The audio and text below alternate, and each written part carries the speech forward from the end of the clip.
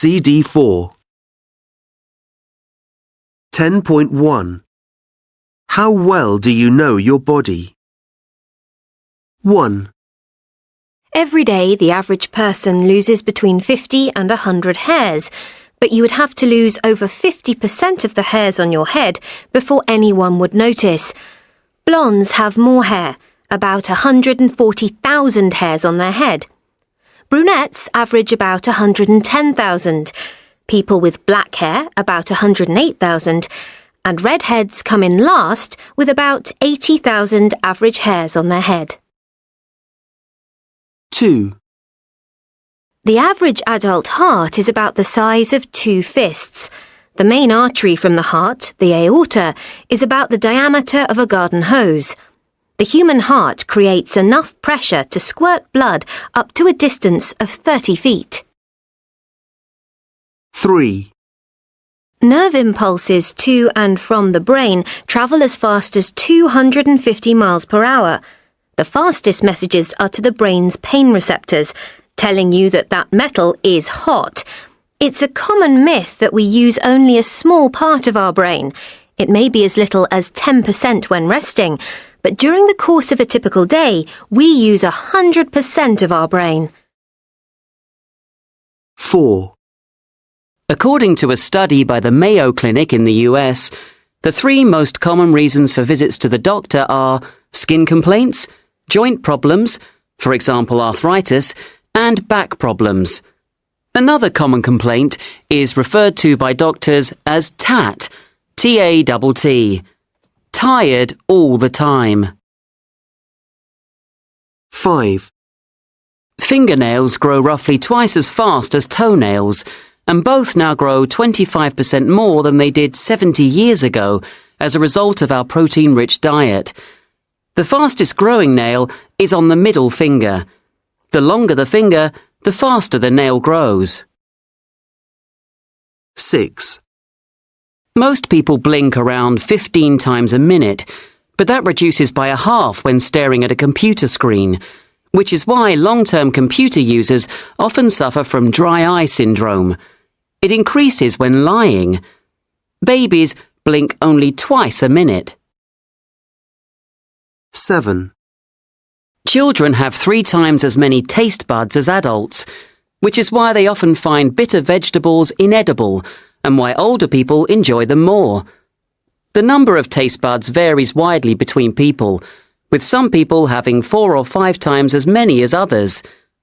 By the age of 60, most people will have lost about a half of their taste buds. 8, Babies are born with 50% more bones than adults have. Many of these bones then fuse together, making larger bone structures that would have made it impossible for the baby to be born. As adults, we are about 1 centimetre taller in the morning than in the evening, when our joints have settled and become thinner. 10.2. Dr. Martin Crispin. 1, A leading private surgeon is reported to be under investigation for fraud. 2, Dr. Martin Crispin is believed to own 3 private clinics in London. 3, Dr. Crispin and his colleagues are said to charge up to £1,000 for a consultation. 4, Dr. Crispin was supposed to have qualified in South Africa. 5, He is now known never to have trained as a surgeon. 6, His medical certificates are now assumed to be fakes. 7, He was considered to be a specialist in cosmetic surgery. 8, Dr. Crispin is understood to have been sued recently by 5 different patients.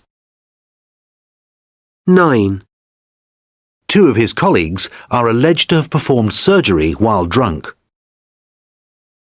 10, The doctor and his wife are presumed to have gone into hiding this morning. 10.3. Down to earth with a bump. Part 1. So you took off okay. What went wrong? Yeah, I took off fine, and I was doing very well in the race. I was going along with a bunch of others, and it was getting progressively windier. We were jumping from mountain range to mountain range, and I split up with the people I was flying with, and I got stuck in a little windy valley, and I got lower and lower. And really, where the wind mixes with the mountainscape, you get a lot of turbulence. And I was just at the wrong height. We carry a reserve with us, and normally you can throw your reserve if the wing collapses. So that would be a parachute, effectively. A parachute, yeah, and you can come down under that. Or normally the wing will reopen itself anyway, but I was at the height where the reserve wouldn't open, and it was still high enough to hurt when I hit the ground. So how far did you fall, do you think? Probably about 60 feet, I think. Oh, my goodness. And what was the impact like? What do you remember of it? I remember bouncing quite a lot, and I rolled over a few times, then came to rest underneath a few bushes, and but generally I was pretty well bashed up. I'd broken all the ribs on my left, my pelvis in about 5 places, and my left arm completely snapped off the humerus, the ball joint on my. Oh my goodness, you must have been in terrible pain, weren't you? So I was in a lot of pain, and I was a bit shocked, really. You were wearing sunglasses, weren't you, as well at the time? Yeah, my sunglasses, my nice new sunglasses, dug into my nose, and so my face was bleeding quite a lot. And so, yeah, generally bashed up. So when you kind of came to a standstill, what was going through your mind? Well, I just looked around and checked that I was still alive. I checked all my limbs and thought, well, basically I'm bashed, but I'm not, I'm still here.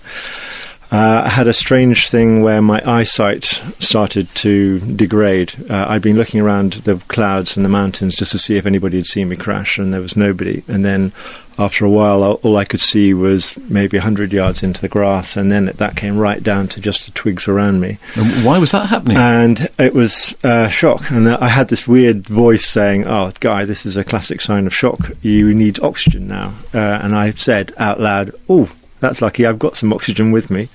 So I reached into my pack. We fly very, very high in Idaho, so you do need oxygen from time to time.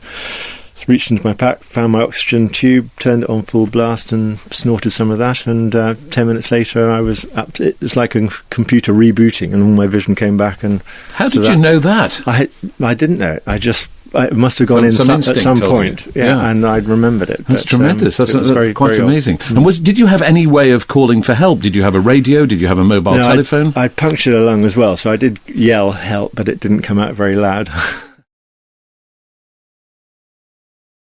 10.4 Down to Earth with a Bump. Part 2. I had a mobile phone, but there was no signal. I had a radio, but that obviously malfunctioned when I hit the ground. And I had what I did need was a satellite tracker. The organisers of the competition had given us trackers, but they worked off the mobile phone signal, and that didn't work either. So I was completely stuck. You're completely isolated in the middle of nowhere, no means of communication. Did you panic? No, I just lay there. I made myself as comfortable as I could in my harness and thought, well, if I get rescued before dark, I might get away with my wife and kids not finding out about what predicament I was in. But you didn't get rescued before dark, did you? You had to spend the night there. What was that night like? Well, that was as it. I was sort of quite comfortable. It was the first night, in fact, wasn't it? Yeah, the first night. Yeah. So I crashed at about 3:00 in the afternoon. And the first night, it was fine. I was reasonably comfortable, and I just thought I was starting to nod off to have a snooze. And then I heard this awful growling noise. Right. What did you think that was? I didn't know what it was. I looked up behind me. I could just crane my neck round and saw up on the side of the hill a huge, great big bear. So that really concentrated the mind for a while. So I tried to make where I was look to the bear like it was a little hunting camp. So I took pictures with the flash on my mobile phone, What, trying to frighten it with the light? Yeah, and I sang She'll Be Coming Round the Mountain When She Comes. So because you thought the noise would frighten the bear off? Yeah, well, I just hoped that they would think that there were maybe more than one person there. And is that what happened? Did the bear go away and leave you? It didn't like... Also, my canopy was fluffing around in the wind, so it didn't like that either, so it didn't come any closer. I heard it later in the night, crashing about in the trees below me, but... I bet you didn't get much sleep. No, I was sort of a bit fitful. 10.5 Down to Earth with a Bump. Part 3. Then the next day you decided to get moving, didn't you? Yeah, I decided that you can't last that long without water. I had a few litres of water and it looked like there was a nice river at the bottom of the valley.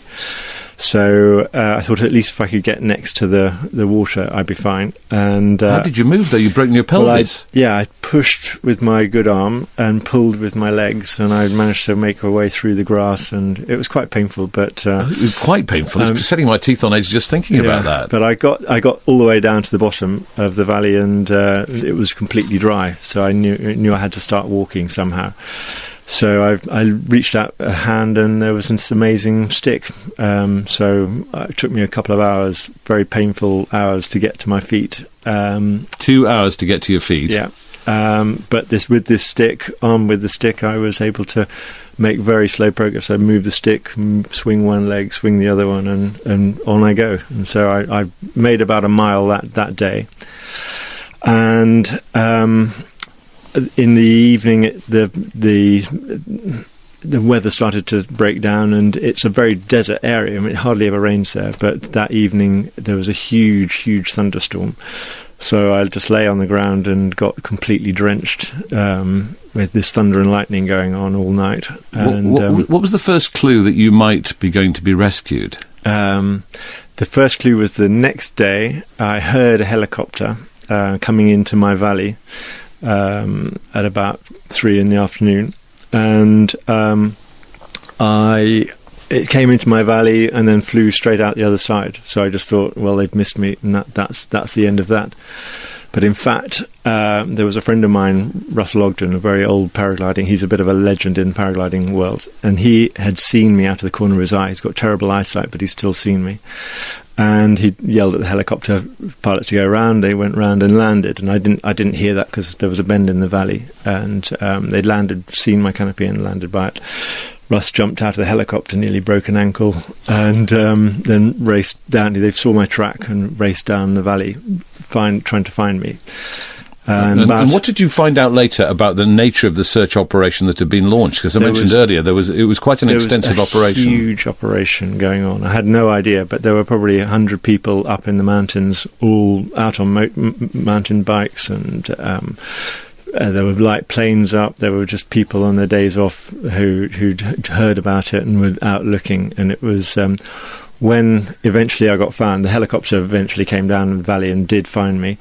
And when it went out on the radio, there were hoops of joy amongst the people looking. So it was a great goodness. Big moment. And what about your family? You said you'd hoped that they might not find out. Presumably they'd have been told, and they'd be very worried. Horrible 24 hours at home, all waiting. But they were very stoic and quite brilliant, and we're a very close family. And it was very difficult for them, I know. And I gather that after the rescue, you updated your Facebook profile with the words "Guy Anderson is world champion hide and seek winner." Yes. Which shows a certain sense of humour. A few people thought I actually was. How long did it take you to recover from your injuries? Where I'd crashed, I'd actually just got enough points to get me into the big race of the year, which is the World Cup Super Final. So I had between August when I crashed and January when the Super Final was to get better enough to compete in the big race of the year. So just under 6 months. And you had no doubt at all about going back? I had plenty of doubts, and I it's really the worst thing is for my family. I know that I put them through hell, but it's a horrible addiction that I have to flying. But it does put you in places that you can only dream of, and I can't stop it. Guy, it's an amazing story. Thank you very much indeed for joining us. 10.6 Meanings of quite. Listen and repeat. A. It was quite brilliant. B. It was quite good. C. It was quite good. 10.7. Meanings of quite. Listen and reply. 1. That lesson wasn't as dull as I expected. Yes, it was quite interesting. 2. Emma's not an easy child to deal with, is she? Oh, she can be quite impossible sometimes. 3. I noticed that Bob wasn't exactly thrilled with his birthday present. He seemed quite pleased. 4. They charge £1.30 for a small bottle of water. Don't you think that's silly? It's quite ridiculous. 5. It's a lovely day for February, isn't it? Yes, it's quite warm. 6. So I hear the exam wasn't as much of a challenge as you expected. Well, it was quite difficult. 7. So, you decided to rent the room. You didn't find it too small? No, I thought it was quite big. 8. It's not like any other cafe, this one, is it? No, it really is quite unique. 10.8. Words to do with the body. 1. Come on, don't let it all get you down. Keep your chin up. 2. I tried to persuade Pete, but he dug his heels in and refused to change his mind. 3. I find it hard to stomach when politicians half my age start preaching to me. 4. It varies, but as a rule of thumb, I'd allow 20 minutes a mile on this walk. 5. The teachers in my school were pretty strict. They made us toe the line. 6. How dare he expect me to tidy up after him? What a cheek! 7. I'm ashamed about it all, but I'm glad I've told you. I needed to get it off my chest. 8. The boys stood on one side of the room, eyeing up the girls on the other side. 9. The government talks as if they're concerned about the environment, but they're just paying lip service. 10. These candlesticks aren't easy to clean. You'll need a bit of elbow grease. 10.9. Verbs to do with the body. 1. Oh, lovely cat.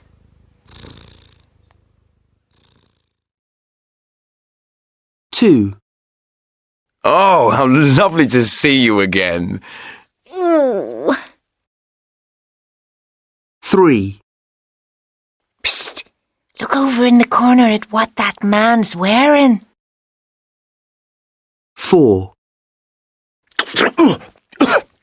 Oh, sorry, I really couldn't eat that. 5. These tablets are huge. 6. Yes, definitely. 7. How dare you? 8. It's cinnamon, I think. Or maybe cloves. 9. Move over! 10, Oh, terrific! Well played! 11, Stop it! Oh, give up! 12, Could you step this way, sir? And hold out your arms.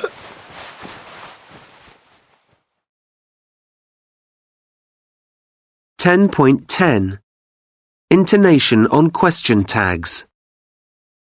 But you didn't get rescued before dark, did you? You must have been in terrible pain, weren't you? You decided to get moving, didn't you? 10.11 Tags in conversation. A. You've made a mess of this, Prime Minister, haven't you? B. So, you left your homework on the bus, did you? C. Try some of my bread. That's a damn fine loaf, that is. 10.12 Match the tags. 1. You will be careful, won't you? Of course I will. It's not a very difficult climb. It's only 3,000 metres. 2. So, you were out with Lisa last night, were you? What if I was? And I'm certainly not going to tell you what happened. 3. You meant to kill the victim, Mr. Jones, didn't you? I absolutely did not. It was a horrible accident. 4. I've been a bit stupid, haven't I? You haven't. It's so easy to be taken in by internet scams. 5. You're lazy, you are. Am I? Says who? Mister, isn't it time for another coffee break? 6. So, these are the spacious bedrooms, are they?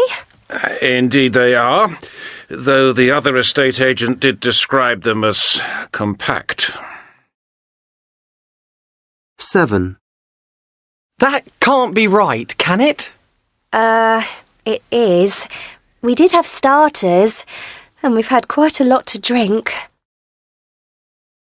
8. I always do a good job, I do. Do you? Well, I think Mr. Johnson will have the final say on that. 9.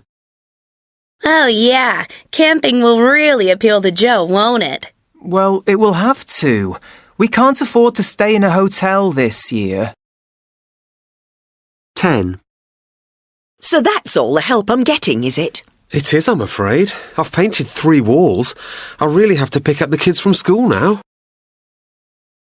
11. It won't hurt, will it? Not much. It's a very small needle. 12. I went and beat him, didn't I? Did you? Wow! Well done! Those tennis lessons were obviously worth it. 13. That's a proper cup of coffee, that is. It sure is. I grind the beans myself. 14. Let's eat, shall we? Yes, I'm starving. 10.13 Conversations. Listen and compare. 1. You haven't seen my car keys, have you? No, you had them this morning. That doesn't mean I know where they are now, though, does it? Well, let's look in the places you usually leave them, shall we? I've already done that. And here they are. Now, that wasn't hard, was it? Oh, thanks. You're a star, you are. 2. You've forgotten the shopping list, haven't you? Yes, I have. But I gave it to you as we were leaving, didn't I? Yeah, but I've left it on the kitchen table. Oh, you're so forgetful, you are. Oh, and you're perfect, are you? 11.1. Pete talking about his tech. Me and my tech. I'm totally at sea without my phones. I have two, for personal stuff and work. And these days I use my tablet, an Apple iPad, for writing stuff, more than I use my computer. I think it's easier. I'm a bit of an Apple fanboy. I have the iPad, the iPhone, and the iMac. And I have literally hundreds of apps. Lots of weather apps and games. My favourite game is Defender. It's because it's the game I played as a child, when computer games first came out. My wife says I'm the original gadget man. You name it, and I have it. I like PlayStations for games, fitness gadgets like withings and wireless weighing scales. I kind of started to take my health seriously. Must be an age thing. Oh, and music gadgets like Sonos. I have a Sonos system at home. Yeah, and I stream music everywhere. Downstairs and in our bedroom. I use Spotify and internet radio for this, but I still have a normal radio in my car, and a sat-nav, of course. I have two, one in my car and one on my phone. It's much better, because it gives traffic info as well. I haven't used a map for ages. I suppose, in some ways, I'm a techno geek, but I'm not a great social networker, although I have used LinkedIn for work and jobs. One thing I could do without is so many emails. I get thousands a week, mainly work, but it really bugs me the way colleagues in the same office email you rather than pick up the phone or walk over and have a proper conversation. It's weird. Technology both connects you and isolates you at the same time. You can connect with friends and family all over the world. You can Facebook or Skype them, and that's great. But then you see couples in restaurants, both on their phones, and not communicating with each other. My wife and I make a point of conversing fiercely across the table when we're out together. More than we do at home. There's so much tech around already, it's difficult to keep pace with it all, so I have no idea what the future holds. Time travel would be brilliant. I'd like to go backwards, not forwards, maybe to just after the war in London. That would be interesting. Or better still, back to a really great Wimbledon tennis final. I'm not sure about 3D printers. Well, my son, he's 8, says he'd use one to make all the Lego bits he's lost. Sounds like a good idea to me. I suppose the future is this Internet of Things thing, where you can run your whole house via the internet, sit at work and turn the oven on, or mow the lawn with a robot lawnmower. But heck, it will all become so unfit, so unhealthy. Mind you, I suppose I'll still have my fitness app. Actually, I've changed my mind. I'd like to time travel 100 years into the future just to see what happens technology-wise. What on earth will the world be like? 11.2. The Internet of Things. You and yours. This is You and Yours, Radio 4's consumer programme. If you've got a smartphone and a laptop, they'll be connected to the internet when they're switched on. And it's predicted that by 2020, lots and lots of other things we use will also be connected. Things as varied as rubbish bins, car parks, roads and fridges. It's being called the Internet of Things. And Ofcom, the communications regulator, is predicting that up to 50 billion things will be linked to the web by the end of this decade. Lots of people have stuff that's linked already. Here's Christian Payne, he's a technology blogger. It's early days for the Internet of Things, and yet there are so many things talking on the internet right now. More things than people, in fact. Stood at the side of a busy road in London, and it wouldn't surprise me at all to find out that many of these cars and vehicles are at this moment connected to the internet, whether it be through their tracking devices or their navigation apps, which are logging and reporting and recording data, not just for the user in the vehicle, but also other people wanting to know about traffic conditions and journey times ahead. I personally use an app that does this, an app which has been in the news a lot recently called Waze. I find it vital for me to get to where I want to go faster and quicker. It also notifies me in real time should there be speed traps, but obviously I drive within the parameters of the law. I can also see other drivers using the same app, and it's kind of comforting to know that there are people as geeky as me logging data as they drive. Around my neck at the moment I have an autographer, an automatic camera, which for bloggers it's a normal device. It enables you to document your day in images which can connect to your mobile phone and be shared very easily to social spaces where you can keep a record of events that you want to remember personally, but you can also share that with anybody with an internet connection. Standing in Regent's Park, and just in the last minute I've seen 15 or so runners passing me by, all wearing the same kind of technology I have around my neck, a fitness computer. Some of them are just using their mobile devices, some of them have wristbands, but what these little computers are doing are logging speed, location in some instances, how many calories they're burning, how active they are, and this will stream to the internet, perhaps through their mobile device, and enable them to compete with their friends. If I'm sat too long at my desk in my office, I can get a notification from a friend telling me maybe I should get up and have a walk. I really like this peer pressure forcing me to be more active. This is just the beginning of connecting our bodies to the internet in this way.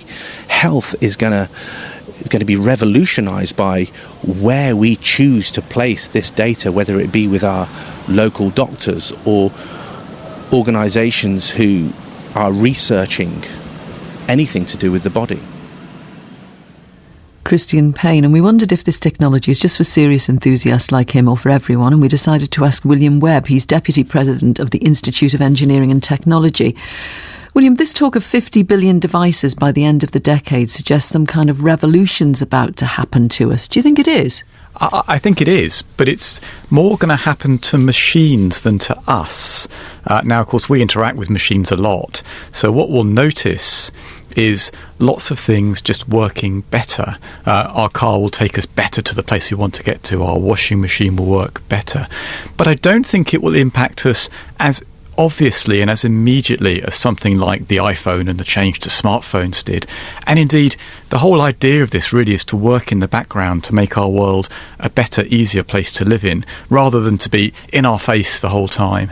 We had some practical examples there from Christian Payne, but tell us, what would be the benefit of a fridge communicating with the net? Oh, the fridge has been an example that's been quoted for so long, it's almost become a joke, hasn't it? There are a lot of reasons why we might want to start connecting many of our white goods in our home. Most of those actually revolve around either maintenance or energy usage. So, for example, the fridge could know that its compressor was starting to labour harder, and as a result it was probably going to break at some time in the next few months. In fact, it's quite easy to spot imminent breakdown of those kind of components, and it could send a message out to the manufacturer or to the retailer warning them that this was happening, and you could have someone effectively ring you up and say, I need to come and maintain your fridge, before it actually failed and you lost all the goods that were in the fridge. This may be a naive question, but won't these gadgets crowd out the space available, overload the system?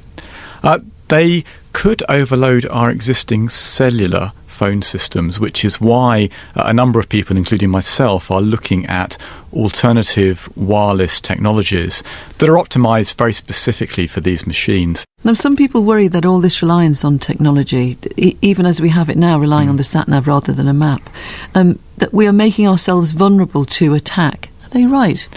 Well, we're certainly getting much more reliant on all sorts of technology. Now, of course, this is nothing new. We've become reliant on electricity over the last century. We've become reliant on the internet over the last decade. And if either of those two systems went down, I think people's lives would be dramatically altered. And I think what tends to happen is, at first, people don't rely too much on these new things. So when you first got your sat-nav, you probably also kept the map in the car just in case the sat-nav didn't work. And then progressively over time you become more reliant on it as you see that it is more reliable.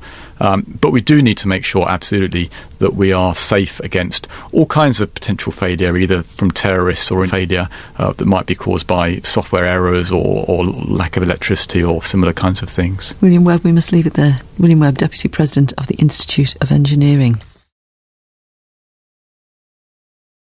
11.3 Questions. Listen and compare. 1. When might billions of things be connected to the internet? What kind of things? 2. Who are Christian Payne and William Webb? 3. What does Christian find comforting? 4. Where does he wear his autographer? 5. What does he wear it for? 6. How many runners did he see? 7. How does William Webb think white goods will mainly interact with the internet? 8. Which thing is quoted so often that it's become a joke? 9. Why is he looking at alternative wireless technologies? 11.4 How we use stuff. 1. Thanks for the great feedback on my report. I was impressed. You really know your stuff. Do you think so? Oh, yes. You're destined for great things at this firm. 2. What sort of stuff do you get with your new car? Oh, all the usual stuff. Sat-nav, DAB radio, leather seats. Doesn't sound like the usual stuff to me. You should see my old banger. 3. How do you cope with all that pressure at work and 4 kids? You know me. I'm made of strong stuff. And you never moan. Well, there's not much point. I just have to get on with it. 4. Are you ready to go? We're late. I'll just get my stuff and we can be off. OK, I'll be waiting in the car. 5. We were crossing a field and suddenly there was this huge bull heading towards us. That's the stuff of nightmares. I'd have been terrified. Believe me, we were. 6. What a day! I'm in pieces. I lost my car keys and had to walk home in the pouring rain and... Oh, come on, cheer up. Stuff happens. I'll make a cup of tea. Oh, I need something stronger than that. 7. Ugh! What's that on the carpet? I'm not sure. It looks like a load of sticky brown stuff. Ugh, it's melted chocolate. One of the kids must have dropped it. 8. I did it! I can't believe it! 3 A's! Great stuff. All that hard work paid off. It did. I can really enjoy my holiday now. 11.5 Responses with future forms. 1. You offer to pay for a round of drinks. 2. You think you have no chance of passing the exams. 3. Your theatre ticket says Hamlet, 7:30 p.m. 4. You've made an appointment to get your hair cut tomorrow. 5.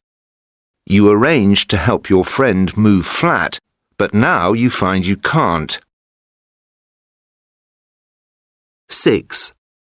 Next week, you will be on holiday. You can see yourself having a cocktail by the swimming pool. 7. You can see yourself at 40. You've started your own business and it's already successful. 8. You didn't get in touch with a friend because you had flu. 11.6. What do you say? Listen and compare. 1. Hey, guys, I'll get this round in. Thanks, Kev. I'll have a pint of best. Mine's the same. 2.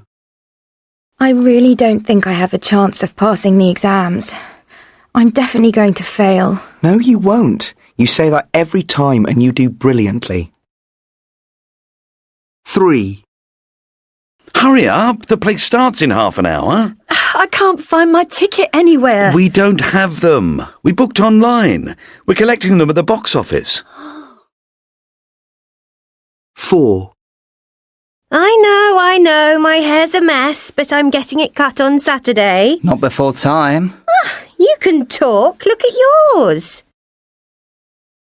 5. I'm really sorry. I know I was going to give you a hand with your move, but... Yeah, and boy, do I need help. I know you do, but I've just learnt I'm working in the Paris office next week and I can't get out of it. Oh, never mind. It was good of you to offer. But I'll help you with the decorating when I'm back. Thanks. That'd be great. 6. Can you believe it?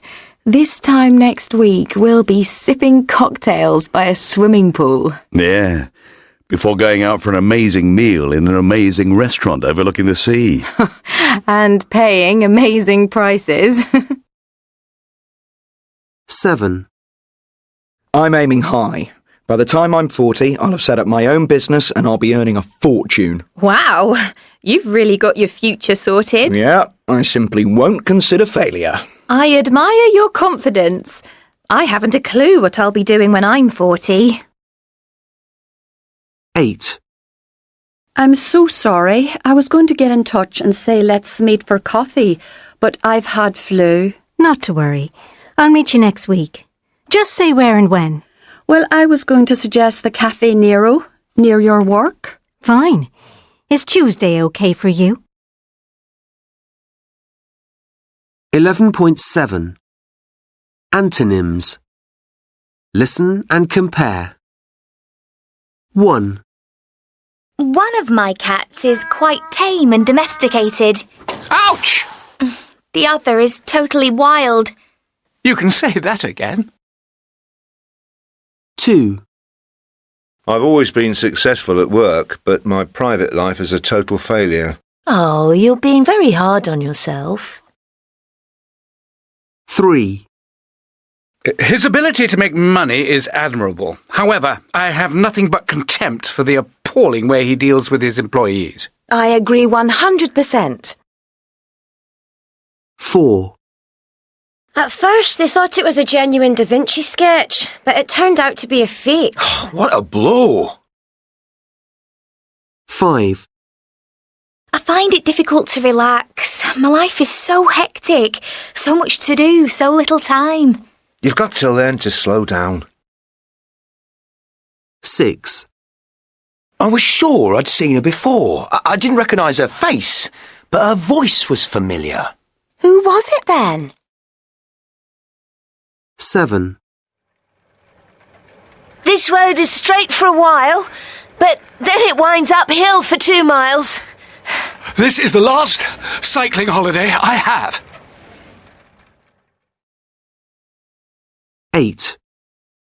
I know most people are very keen on travelling, but I really loathe it. I'd rather stay at home. Would you? I wouldn't. 9. You thought she dropped the vase accidentally, but believe me, it was on purpose. No, surely not. She'd never do that. 11.8. Marge's diary. Gee, what a waste. When you're through with the book, you just throw it away, I guess. Our television screen must have had 1 million books on it, and it's good for plenty more. I wouldn't throw it away. Where did you find the book?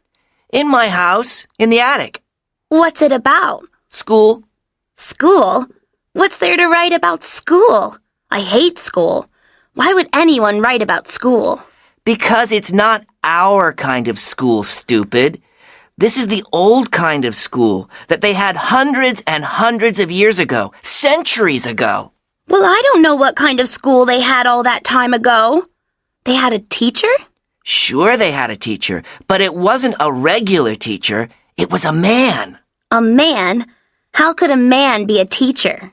Well, he just told the boys and girls things and gave them homework and asked them questions. But a man isn't smart enough. Sure he is. My father knows as much as my teacher. He can't. A man can't know as much as a teacher. My dad knows almost as much, I betcha. Well, I wouldn't want a strange man in my house to teach me. You don't know much, Margie. The teachers didn't live in the house. They had a special building, and all the kids went there. And all the kids learned the same thing? Sure, if they were the same age. But my mother says a teacher has to be adjusted to fit the mind of each boy and girl it teaches, and that each kid has to be taught differently. Just the same, they didn't do it that way then. If you don't like it, you don't have to read the book. I didn't say I didn't like it. Margie! School! Not yet, Mama. Now! And it's probably time for Tommy, too. Tommy, can I read the book some more with you after school? Maybe.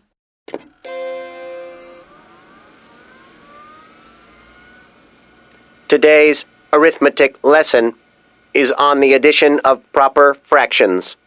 Please insert yesterday's homework in the proper slot.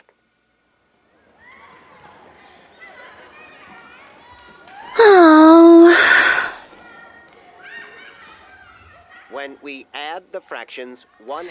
Oh, how the kids must have loved it in the old days with a real teacher and other kids. What fun they had. Numbers which we find on the blackboard. 12.1 The Fall of the Twin Towers. An eyewitness account. The day started much like any other day. I got on the subway. We came across the bridge and I remember noticing what a lovely day it was with the bright blue sky. I remember coming out of the subway as I normally did, and I saw a cloud, or what looked like a small cloud, white cloud, and I remember thinking, gosh, that's unusual because this sky is so totally clear. But I didn't think much more of it, and I set off walking to my office. I didn't get far. I got to the first block, and on the corner there were a couple of people looking up, staring up at the tower. So I looked down at what they were looking at and noticed that there what seemed to be, to me at the time anyway, a small hole. And you could actually see a few bits of flame around the edge. And I asked these two people what happened, and one of them said that a plane had flown into it. And I remember thinking, oh, gosh, no, that can't be true. As I walked, there was more and more smoke coming out. But I made it to my office and went up to the 16th floor. So I went into the office, and there were lots of my colleagues there. Obviously, there was a lot of sort of confusion, and so I went to one of these offices with the clearest view and looked out, and I remember thinking, gosh, I don't remember that. There's a hole in the other side. Quite a few people who were in the office earlier than me that morning, they'd seen both of them. They started telling me about this second one that went down the river and sort of exploded towards them because it came from the south. Soon you could start to see they obviously started to evacuate, and there were just thousands of people walking straight up towards us, and just pouring up towards us. I tried to phone family and friends, but none of the phones seemed to work, so I sent out an email. That seemed to be the one thing that was still working. I couldn't speak to any of my family in England. I did speak to my wife once when I first got in and told her to wake up and turn on the television and see what was happening. I was unable to get through to her after that. Be sort of surreal goings on, sending these emails backwards and forwards about what was happening outside my very window. And it was while I was writing an email, I heard some screams, and I ran round just to see sort of this huge cloud of smoke, and people just shouting and screaming, "It collapsed, it collapsed." This huge cloud of dust came. You could see it pouring up the avenues, and it sort of burst out through Battery Park, right out into the Hudson River. Because I remember seeing lots of the ferries were all doing evacuations, taking people from every point they could, and they just got enveloped in this huge cloud of dust. There was so much dust you didn't know, whether how much it had fallen, whether it was just the top. I suppose we're all expecting to see something still there. We'd still see the other one standing because it had the big antenna, the big aerial on top of it. So as I stood there watching, I had no idea how long for, and then, of course, the other one collapsed. You could clearly see there was a very particular design, these long, sort of slightly ornate metalwork. I remember seeing that sort of explode out, and then you just saw the great big top with this giant aerial on just drop straight down, and you'd see all this other stuff just peeling away from the sides. You could see just each corner of it peeling back, and this giant top just smashing down through it. And obviously there was all the dust and everything, and more screaming. We all thought, because we'd seen so many thousands of people walking north, that maybe everyone had got out, because there was this non-stop procession of people. In fact, I think our brains didn't even think about the fact that there were people inside it. You just sort of looked at it as a building, and you just assumed that there was no one in it. You just don't actually want to think about that. It was, unlike any feeling you've ever thought. There was no panic in the office, and also, very clear acknowledgement that something had changed in the world today, and we were sitting staring at it. It was quite the most incredible thing, and from what was just a normal, lovely New York autumn day, it's just incredible how much changed in that morning. 12.2 The Apollo Project. 10, 9. We have ignition sequence start. The engines are on. 4, 3, 2, 1, 0. We have commit. We have liftoff. Liftoff at 7:51. The inspirational effect of Apollo, which touched so many of us watching from Earth, was largely driven by the pictures which these missions returned. Views of human explorers on an alien world fueled our imaginations. And those images of our home planet, filmed by men who were so far away from home, had an even more profound effect. All right, you're looking good. In December 1968, Apollo 8, only the second manned Apollo mission, was sent straight to the moon.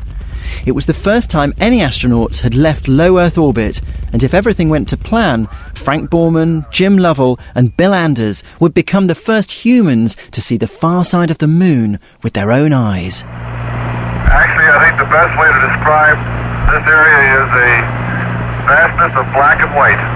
Absolutely no color. The sky up here is also a rather forbidding, foreboding expanse of blackness with no stars visible when we're flying over the moon in daylight. But it wasn't their unique views of the moon which these missions became most famous for. It was their views of the Earth, rising over the barren lunar surface, which fired the imaginations of us all. Historian Robert Poole is the author of Earthrise, How Man First Saw the Earth. The NASA head of photography, Dick Underwood, was keen on getting photographs of the Earth. He'd had a lot of experience, but he was pretty much a lone voice in NASA. So although he'd done his best to prepare them for taking photographs, they weren't prepared in any professional kind of way. So when they did actually see the Earth rise from lunar orbit, it did take them completely by surprise, and you can hear the surprise in their voices. Wow, look at that. Oh my God, look at that picture over there. There's the Earth coming up. Wow, that's pretty.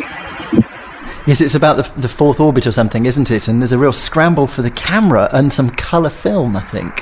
You got a color film, Jim? Hand me a roll of color, quick. Oh, man, that's great. Where is it? Quick.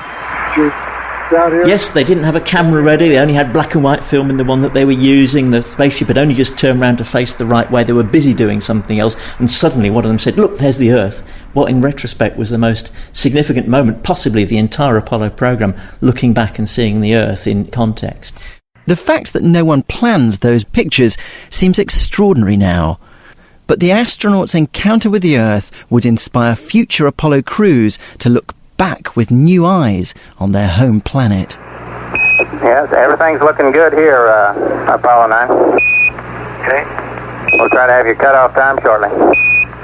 Apollo 9 was intended to test the entire Apollo flight system in Earth orbit, and astronaut Rusty Schweickart would make a spacewalk to test an emergency procedure for transferring between the Apollo capsule and the lunar module in case the two failed to connect. Hey, Mr. Schweickart, proceed outdoors. Sure, is your camera on there, CMP? It's running. Okay. Proceeding on out. On board, his colleagues Jim McDivitt and Dave Scott would capture his progress on camera. But as his test began, their camera broke. And whilst they were fixing it, Rusty ended up with 5 minutes outside on his own. Oh there, that looks comfortable. Oh boy, what a view. That's spectacular. It really is. During that 5 minutes that Dave took to try and repair the camera, which frankly never happened, I held onto the handrail only with one hand, my left hand, and I sort of swung around to get a full view of the Earth and the horizon, just the spectacular beauty of the Earth. I mean, the blackness is so black, and the horizon is this brilliant, thin band of blue, which is the atmosphere above the blue and white Earth. I mean, the contrast, the reality of what you're looking at, I mean, it is incredibly impressive. This would have been a wholly personal experience if Rusty hadn't been invited to speak at a major conference organised by the Lindisfarne Association in Long Island, New York, a couple of years later. Despite preparing for several hours, he had no idea what he was going to say until he found himself on stage. And then I opened my mouth and I talked, and it was as if I was sitting in the audience going through the experience of flying in space at many different levels, actually. The physical level, sort of a technical diary almost, and then finally at a kind of spiritual level. And I had absolutely no plan to do that. I mean, it just came out that way, and by the time I was done, half of the people in the audience were crying, including me. Okay, pull in. You look down there and you can't imagine how many borders and boundaries you cross, again and again and again, and you don't even see them. There you are, hundreds of people in the Middle East killing each other over some imaginary line that you're not even aware of, that you can't see. And from where you see it, the thing is a whole, and it's so beautiful. You wish you could take one in each hand, one from each side in the various conflicts, and say, look at it from this perspective. Look at that. What's important? That spontaneous lecture, later titled No Frames, No Boundaries, and transcribed as an essay about the Earth and us, resonated with the burgeoning peace and environmental movements of the time. And the images of Earth that poured back from the 8 subsequent Apollo flights to the Moon continued to raise our awareness of just how fragile our home planet seems to be. 12.3 Metaphorical Language. Conversation 2. Hi, Annie. Fancy bumping into you here. I haven't seen you for ages. I know. Time flies, doesn't it? It sure does. Is your business still booming? Yeah, I'm slaving away as usual. We're snowed under with orders at the moment, and I'm only just keeping my head above water. Still, mustn't grumble. How's your company doing? Okay. Things went downhill a bit last year and we had to tighten our belts, but they're picking up now. And how's life in your sleepy little village? Very nice. It's such a good place to unwind. Look, I must dash now, but I'll be in touch soon and get you round for dinner. That will be great. Hope to see you soon. 12.4 Metaphorical language. Complete the sentences. 1, It was the film 12 Angry Men that sparked my interest in law. 2, The team's victory was overshadowed by the serious injury of their star striker. 3, I've had a bright idea. It just came to me in a flash. 4, I don't trust that guy you met last night. He seems a shady character. 5, The space station is a shining example of international cooperation. 6, I'd wondered why Bill's so rude, and then it dawned on me that he was jealous. 7, There's another article on internet privacy here. It's a hot topic at the moment. 8, I was relieved to get the hospital test results. It's been a cloud hanging over me. 9, Don't ask me how to pronounce that word. I haven't the foggiest idea. 10, You needn't worry about passing your driving test.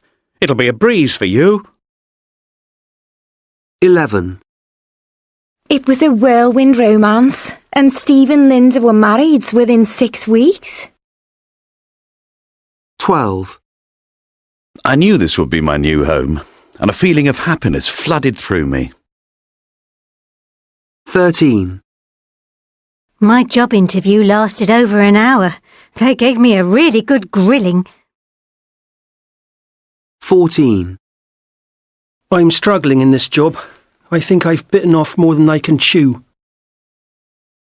15, Oh, another of your half-baked ideas. You need to think things through more.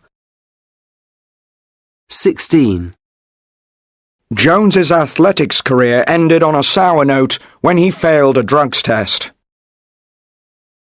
17, It's a rather bland autobiography. You don't learn anything very exciting. 18, Thanks for your suggestions. That's given me food for thought. 12.5 Malcolm Gladwell. The Tipping Point. Malcolm Gladwell wrote The Tipping Point in order to explain the way social trends suddenly take off, using Hush Puppy's shoes as his first example.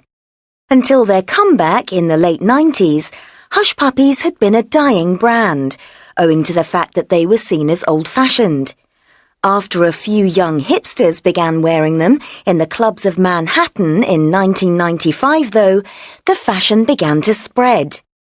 When fashion designers started wearing them too, sales boomed, and in the end, the shoes became one of the most popular fashion icons of the decade. This rapid turnaround in fortunes occurred even though the Hush Puppies company itself had played almost no part in it. Gladwell compares such social trends to medical epidemics. Although they may begin with only a few people being infected, provided that these individuals are influential and well-connected, the trend will slowly grow until the tipping point is reached, at which point the rate of spread accelerates enormously. The tipping point made interesting reading for marketing executives, as it showed that while widespread publicity may be achieved by expensive advertising campaigns, similar levels of exposure can be gained for far less as a result of word-of-mouth marketing. What's more, the advent of social media has greatly increased the role of viral marketing in starting social trends. 12.6 Linking devices. 1. As well as studying English, I'm doing an evening class in photography. 2, Once this course is over, I'm going to have a holiday in the UK. 3, I know you're a good driver. All the same, I think you should drive more slowly on this road. 4, I'm nervous about the exam, even though I've done loads of revision for it. 5, Seeing as there are lots of sales on, I'm going to spend the afternoon shopping. 6, You can leave work early provided that you've finished all those jobs I gave you. 7, I arrived on time in spite of all the traffic. 8, By the time you wake up tomorrow, I'll be in New York. 12.7 Emphatic expressions with do, does, did. 1, I didn't need quite so much detail about your operation. Well, you did ask. 2, Didn't you think it strange that the car was so cheap? Well, I did wonder. 3, It's so embarrassing when Ken tells those sexist jokes. Yes, I do wish he wouldn't. 4, You didn't have to challenge Ken in front of everyone. Maybe. He did deserve it, though. 5, You shouldn't treat Emma like a child. Well, she does behave like one sometimes. 6, I can't believe how violent that DVD you lent me was. I did warn you. 12.8 Word linking. The potato clock. I was teaching an intermediate class, and there was a Japanese girl in it, Keiko, who was sharing a flat with an English girl. One day, Keiko came up to me after class and said, "Excuse me, what is a potato clock?" I was a bit baffled and said, "Sorry, a what?" She repeated, "A potato clock." My flatmate told me she has to get one tomorrow, but I didn't understand. I just had to admit to her that I had no idea what a potato clock was, and that she'd better ask her flatmate to explain. It was only later that it dawned on me what her flatmate had said. 12.9 Word linking. The potato clock. I have to get a potato clock tomorrow. 12.10 Linking sounds. This is an evening of anticipation and excitement. 12.11 1, It's an honour to present this award for Best Invention. 2, The name is in an envelope as usual. 3, I'll open it and read it out straight away. 12.12 Intrusive sounds. A, Blue eyes. B, 2 oranges. C, Go away. D, My office. E, The economy. F. 3 apples. 12.13 Law and order. Carla and Mike.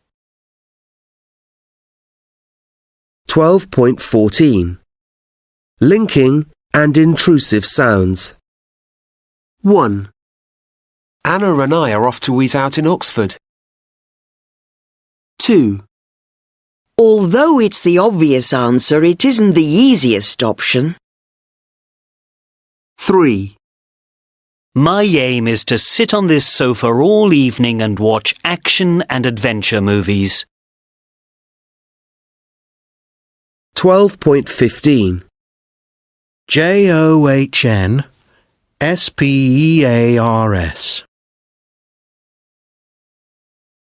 12.16. What do you hear? 1, It isn't easy to recognise speech. 2, The sky is the limit. 3, Some others will leave and say goodbye. 4, 6 students had a grade A. 5, I scream in an ice-cold shower. 12.17. What do you hear? 1, I have no notions of danger. 2, It's important to give children a name. 3, I told the postman I only accept addressed mail. 4, We discussed the subject of euthanasia. 5, Don't tell me that's tough. 12.18. Writing. Alexander Fleming. Alexander Fleming was born in 1881 in Ayrshire, Scotland, where his father, who died when Alexander was 7, worked as a farmer. After leaving school, Fleming worked as a shipping clerk in London for 4 years. However, he inherited some money when he was 20 and enrolled at St Mary's Hospital School in order to pursue his interest in medicine. On completing his medical degree in 1908, winning gold medal as the top medical student, he joined the research team at St Mary's. During the First World War, Fleming served in the medical corps in France, working in a hospital set up in a casino in Boulogne. There he saw many soldiers die from wound infections and consequently decided to specialise in this area of medicine. Once the war was over, Fleming returned to St Mary's and thereafter applied himself to research into bacteria. On September the 28th, 1928, having just returned from a holiday, Fleming was cleaning Petri dishes in his laboratory so that he could reuse them. Owing to his general untidiness, the dishes had been left out in the warm laboratory for a month and were therefore covered in bacteria, as well as mould. As Fleming picked up one dish, he noticed that no bacteria were growing around the mould, so he decided to study it, in case it proved to be an antibacterial agent. Although Fleming discovered the world's first antibiotic, penicillin, it was 2 other researchers, Florey and Chain, who found a way to bring it to mass production in 1942, thus changing the face of modern medicine. By the time of the D-Day landings in 1944, enough penicillin had been produced to treat all of the wounded Allied forces in World War II.